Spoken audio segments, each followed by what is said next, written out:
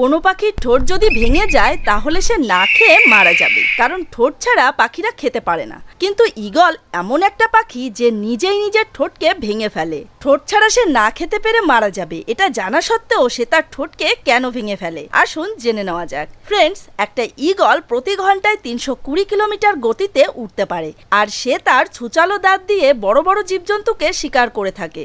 কিন্তু যখন একটা ঈগলের বয়স 30 থেকে 40 বছরের কাছাকাছি হয়ে যায়, তখন তার ডানা ভারী হতে থাকে আর ঠোঁটের শার্পনেসও কমে যায়, যার কারণে সে ঠিকভাবে উঠতে পারে না আর শিকারও করতে পারে না। তখন সে একটা উঁচু পাহাড়ের ওপর গিয়ে বসে ওই পাথরে ঠোকর মেরে মেরে নিজের ঠোঁটকে ভেঙে ফেলে। 3 থেকে 4 মাস না খেয়ে থাকার পর তাদের নতুন ঠোঁট গজায়। তখন সে তার নতুন ঠোঁটের সাহায্যে পুরনো পাখনাগুলোকে তুলে ফেলে দেয়। পুনরায় 2 থেকে 3 মাসের মধ্যে তাদের নতুন পাখনা তৈরি হয়। তো ফ্রেন্ডস, আপনার প্রিয় পাখি কোনটি? কমেন্ট করে অবশ্যই জানান।